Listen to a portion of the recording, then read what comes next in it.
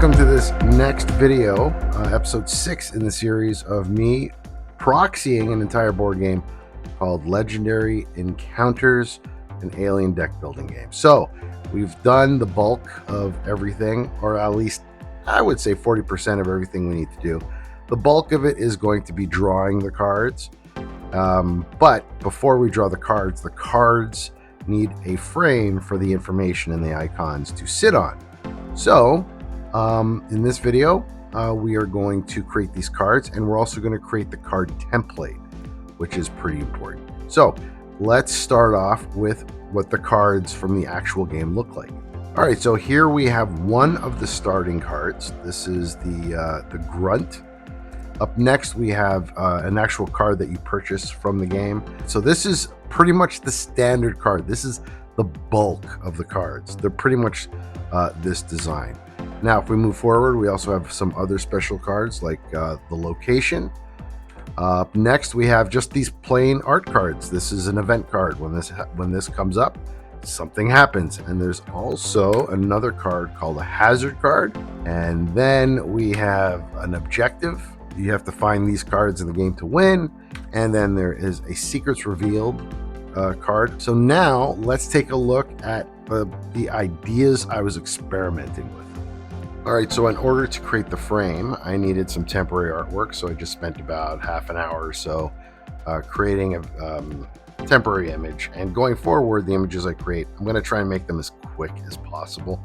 I don't want to spend too much time on the artwork. So anyway, let's go ahead and see what I came up with. All right, so using this image, I scanned it in. And first, before I was even thinking of drawing, I just came up with this. I was just playing around. Doesn't really suit the theme of the game, which is supposed to be horror sci-fi. I mean, this could work for another type of game, but just not this one. So anyway, I was just having fun here. So I came up with this as a frame for the starter cards. Here's the specialist from the game. And so the specialist would be obviously in gold because it uses the star. So I'm like, okay, this is not bad. I kind of like the feel of it. If you look up top, I use these. I really like these xenomorph kind of silhouettes, outlines that will be used to hold the logos that trigger certain things in the game. Then I was like, all right, we need to create the core card. So this would be an example of a core card. Pretty standard. You got your area for your image, you got your text and where all the icons sit. I liked it. It was okay, but I think I just found it very standard. Looks like a Magic the Gathering card. So I kept playing around with a few things. So here's the location card using the same style as the first card. And then I was pretty not happy with it. I was like, okay, it's fine. I could go with it, but since we're in the exploration phase, I started exploring a bit more. Now these location cards are going to be holographic or foil cards. So I put a foil effect on it just to see how it would look like. And when it comes to foil cards from my previous experience, the less graphics you have or the less gradients you have, just keep it simple, like black on white comes out a lot better. So that's why this card's very, very simple.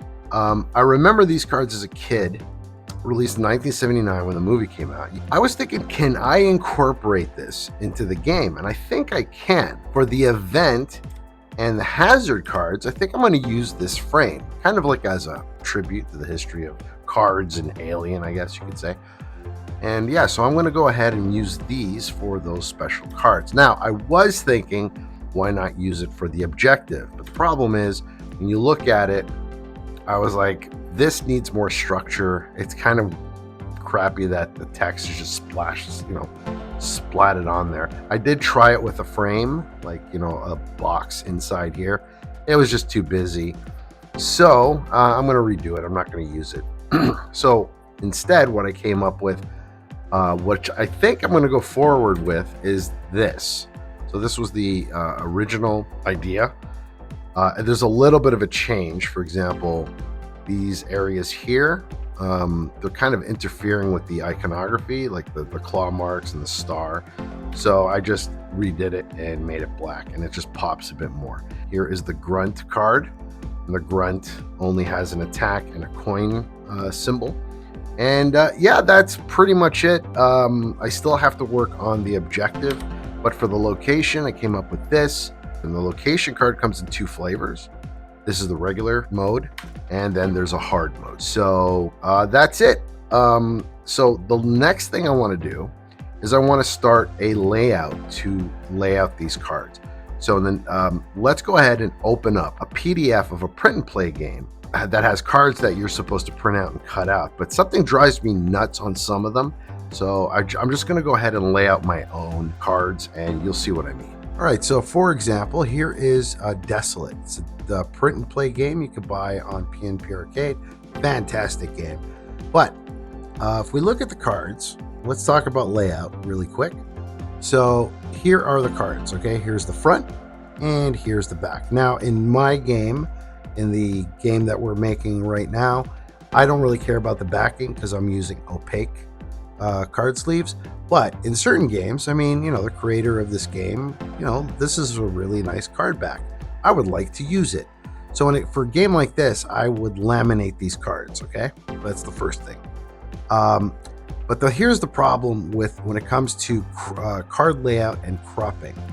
You'll notice if I zoom in, you're going to see these scissor icons, right? And these little dashes.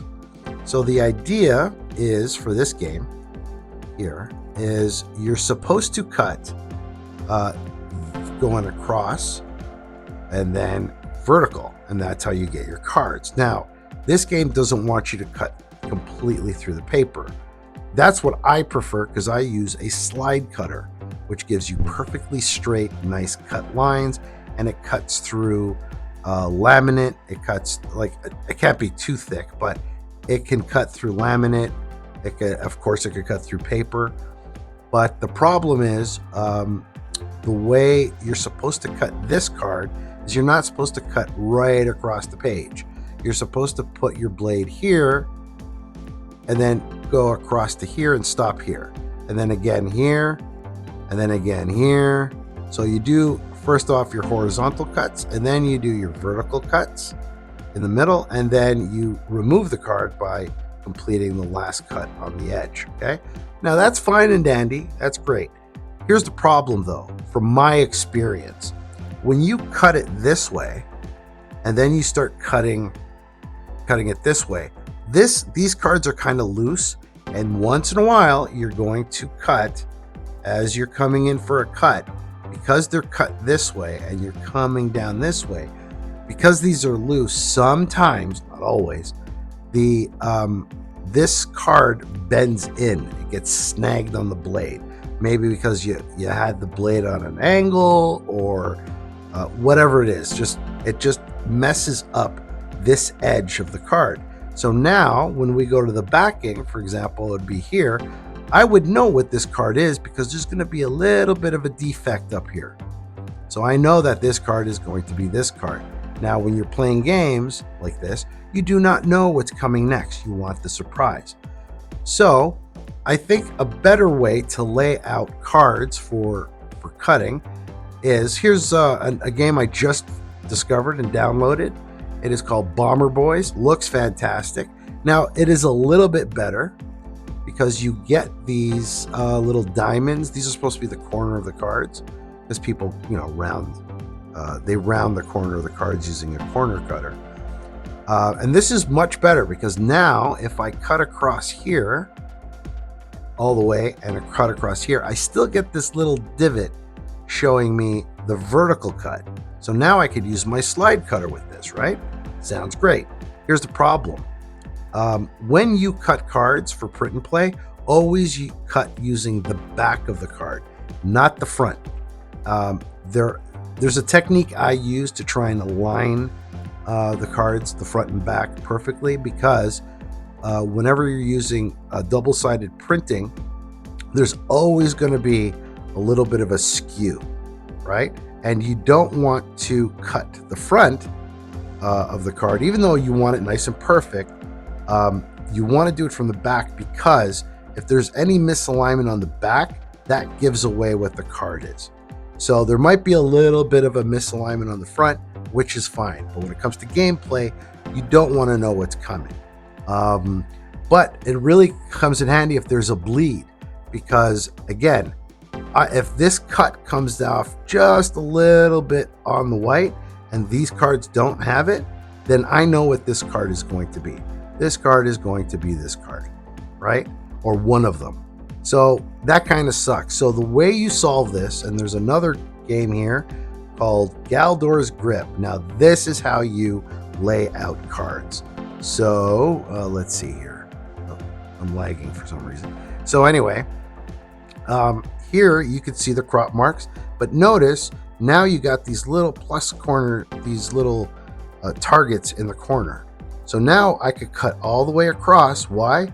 Because once I cut it this way, I still have the crops going vertical. And also notice there is a bleed. So these cards, if you do it properly, they'll come out amazing. Galdor's Grip, by the way, one of the best games. If there's any game that requires you to spend time making cards, this is the game.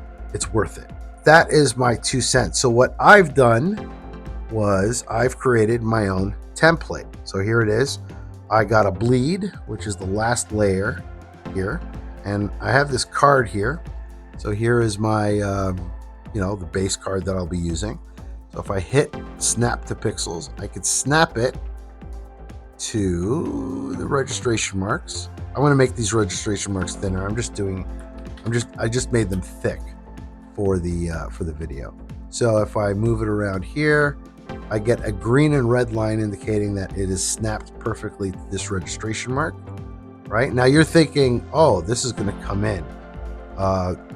It's going to appear in the print. Well, first of all, I'm going to make them thinner and smaller, but I am going to be using a corner rounder, cutter, I guess you could say. So it won't show up. Anyway, so now we get the bleed, and Bob's your uncle. Everything is great. And also, the registration marks, the crosses, the blending effect I used for the layer was negation. Why? Because regardless, let me lock that. Regardless of where, what the card color is, because right now they're white, right? For example, this cross here is white, but if it comes onto white, it turns to black. If it's on some weird kind of color here, let's say here, it just becomes the opposite of what's the back, so you can still see the crop mark. Okay, now if you don't want to do any of this, there's something else you could use, and that is this website right here called proxyprint.taxiera.net. And all you do is you add your cards. So for example, I have a bunch of proxy cards for Lord of the Rings, the living card game. And all you do is add your images. And for example, let's say there's 3 copies of this. I just have to click it. And there you go. And I could set the card size. It's standard, which is like Magic the Gathering size. I could enable bleed or disable bleed. And notice that it puts, I don't know if can I zoom in? Yeah, I could zoom in. Notice it puts the crop marks right at the corner of the cards, and then what you do is you save it as a PNG and you print it off. So this is called proxy print setup. So yeah, if you want to make your own cards, this is a great thing to do, especially if you're into Magic the Gathering. So anyway, this video is getting too long and I'm rambling. I hate the sound of my own voice. So thanks for watching, and I'll see you in the next video.